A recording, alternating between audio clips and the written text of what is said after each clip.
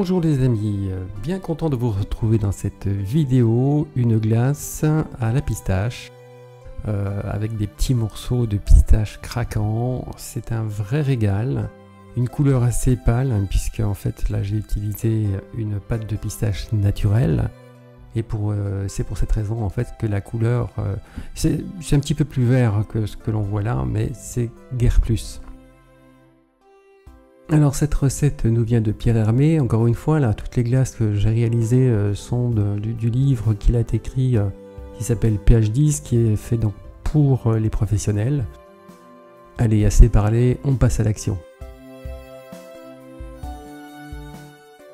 Donc commencez par peser le lait, le mettre dans la casserole, ajouter le sucre en veillant à en garder un petit peu pour le stabilisateur.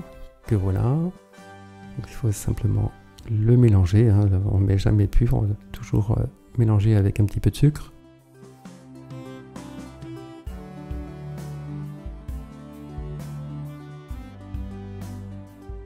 La poudre de lait, voilà, ajoutée à froid. Le glucose atomisé, voilà, en mélangeant tout en même temps.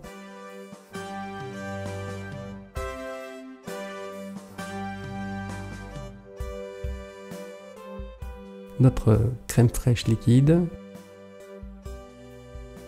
voilà, donc 33-35% de matière grasse, pas en dessous.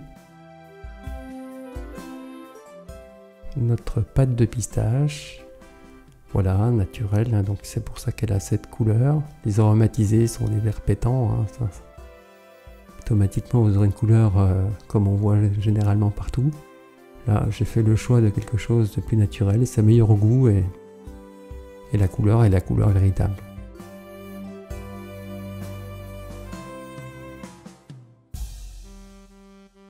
Voilà, toujours à froid. Hein. Maintenant, on monte un petit peu en température, allez-y doucement, de façon à ce que quand vous arrivez à 35 degrés, vous allez pouvoir mettre le stabilisateur.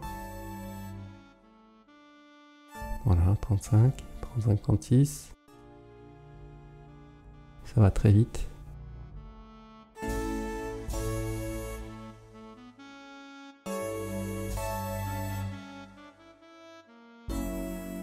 Arrivé à 40 degrés, on met nos jaunes d'œufs. Voilà, toujours en mélangeant bien. De toute façon, à cette température, il risque pas d'être cuit, hein, même si... Enfin, vous avez le temps de mélanger, hein. C'est sans danger.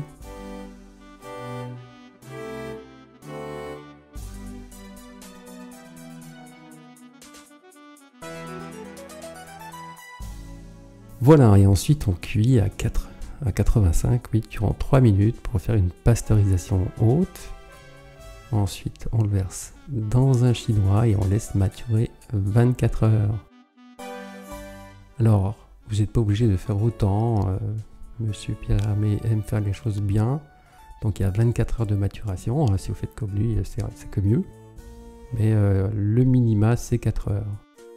Si vous voulez le faire dans la journée, prévoyez au minimum quand même 4 heures de maturation, c'est important. Voilà, ensuite on passe au four 15 minutes à 150 degrés.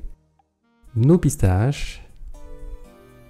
Et ensuite, il n'y a plus qu'à les hacher et attendre qu'ils soient bien froids.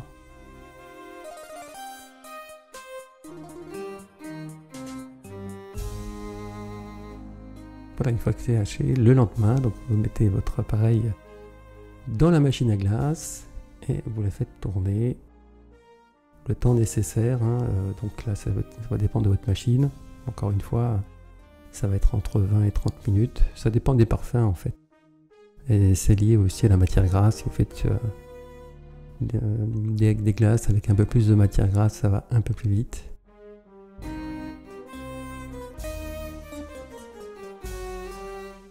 Voilà, donc là, on accélère un petit peu la vidéo.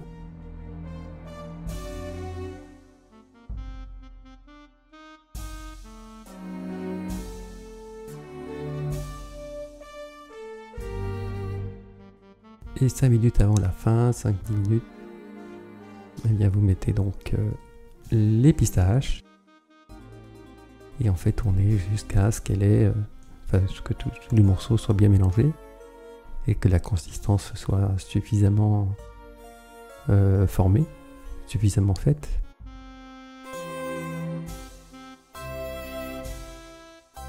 Vous mettez dans un bac, là j'ai utilisé un moule à quai, passé au froid bien 1 heure minimum, de façon à ce que ce soit le plus froid possible. Encore une fois, tous les ustensiles doivent être bien froids, bien glacés pour pouvoir arriver à la travailler sans qu'elle fonde.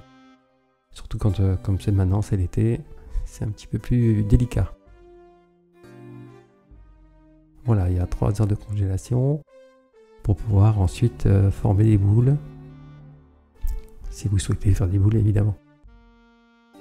Sans oublier de tremper l'ustensile dans un petit bac d'eau chaude pour pouvoir travailler la glace d'une manière plus harmonieuse.